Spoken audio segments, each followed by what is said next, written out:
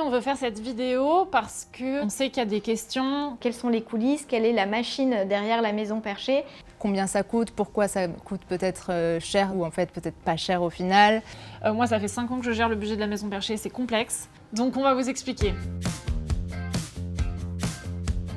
La Canopée, c'est notre programme dédié aux jeunes de 18 à 40 ans qui vivent avec un trouble psy, qui est basé sur la pair aidance, donc l'entraide entre personnes concernées.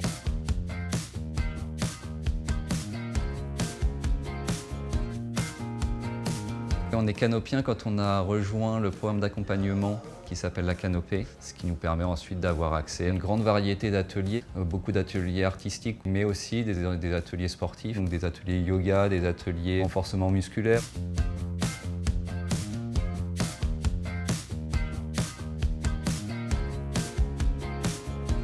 En plus des choses plus spécifiques où on va avoir tendance à parler plus de nos troubles. L'ENI, c'est un entretien privilégié avec un père aidant. Il y a des groupes de parole qui s'appellent des cafés santé, où à chaque fois il y a un thème. Ça peut être faire son coming out psy, études et troubles psy. Enfin voilà, tout un tas de sujets comme ça, divers et variés. Chacun peut venir y trouver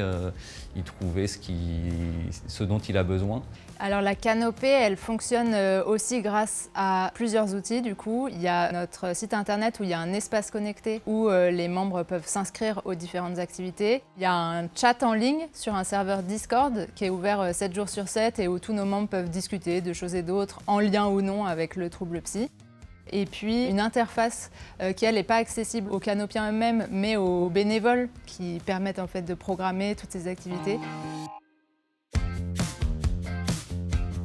Les 3 missions principales vont être d'informer à la fois le grand public et les concernés, contribuer à la déstigmatisation, briser les tabous pour faire évoluer la société et toute une mission aussi de sensibilisation au sein des entreprises. On produit des interviews, des fanzines, des BD, un podcast maison avec la communauté. Et ce ne sont que quelques exemples parmi le panel de choses que l'on réalise.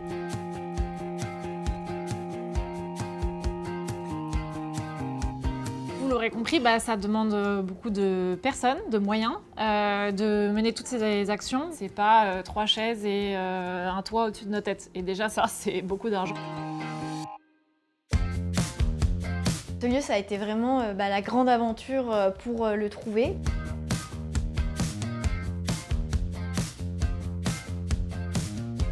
La majorité des gens en fait, pensent que ce lieu nous est alloué gratuitement par la ville de Paris, ce qui n'est absolument pas le cas, puisque c'est un local commercial privé, donc qu'on paye avec l'argent qu'on va chercher nous-mêmes. Et donc par an, quand on cumule le loyer, les charges et les frais d'entretien, on arrive à 95 000 € par an. C'est sûr que le coût il est significatif, mais c'était vraiment important pour nous qu'on ne remette pas les gens en marge.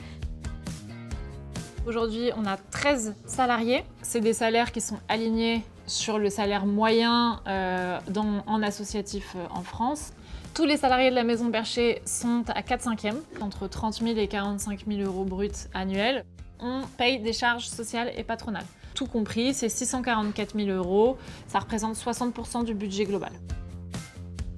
On a des charges administratives, ça représente 140 000 €, soit 13% du budget global. C'est chiant, donc personne n'a envie de le financer, mais en fait, c'est indispensable. On n'a pas le droit de faire sans presque.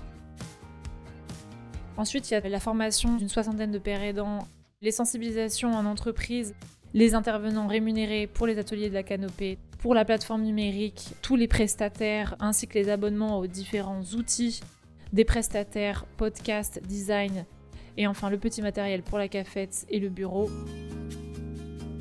Au global, quand on cumule tout ça, on arrive à un budget de 1,1 million € par an. Et là, c'est le moment où on se demande d'où vient l'argent. Aujourd'hui, dans le milieu associatif, c'est rare d'avoir du financement pluriannuel. C'est rare d'avoir du financement structurel. C'est-à-dire qu'il y a beaucoup de financeurs qui sont prêts à et c'est super, donner de l'argent pour faire émerger un projet qui n'existe pas, et il en faut. Mais une fois que ce projet il existe et il marche, qui continue de nous soutenir? Et ça, en fait, c'est vraiment des difficultés au quotidien, tous les ans, d'aller chercher, là, en ce moment, c'est 1 million d'euros par an. Donc, d'où vient l'argent? Je voudrais mettre quelque chose de côté tout de suite, c'est les activités commerciales de la Maison Perchée. On vend des boissons à la cafette, des livres qu'on produit nous-mêmes, et on fait des sensibilisations en entreprise. Ça représente juste 10% de notre budget global. Et aucune de ces activités n'est profitable. Aujourd'hui, la seule branche publique qui nous soutient, c'est l'Agence régionale de santé Île-de-France. Ce qui est bien avec ce financement, c'est qu'il est pluriannuel. Néanmoins, ça représente que 10% du budget. La plupart de l'argent de la Maison Perchée, 70%, c'est des financements privés par des fondations. La Fondation de France, la Fondation Sisley, la Fondation Herrier, Clésia, ainsi qu'un mécène, Emmanuel Faber. Et donc la plupart en fait de ces fonds, ils viennent de Suisse et de Belgique. Les 10% restants de notre source de financement, c'est vous. C'est presque parmi les plus importants parce que c'est ça qui nous pousse à continuer. Comment on va chercher ces sous ? En étant très motivé, très convaincu de ce qu'on fait, en faisant en fait déjà, c'est-à-dire en étant sur le terrain à exécuter notre stratégie. Ce que nous on souhaite, c'est surtout de créer des relations sur le long terme avec des partenaires financiers, des vrais partenaires. Ça peut en fait encourager à structurer l'association, de travailler comme ça avec les financeurs, mais ça peut aussi sensibiliser les financeurs, parce que nous on est sur le terrain et eux le sont pas, et c'est aussi pour ça qu'ils viennent soutenir des projets comme nous. Évidemment, on a des projets pour la suite, et ils sont magnifiques, et on est très excités. On a des demandes en fait qui viennent de toute la France, des gens qui ont envie d'ouvrir des lieux. Aujourd'hui, avec notre offre en ligne, on peut toucher des personnes un peu partout, mais rien ne remplace quand même les rencontres en physique. Il y a un peu un idéal où il y aurait des maisons perchées un peu partout en France. C'est un peu le rêve ultime.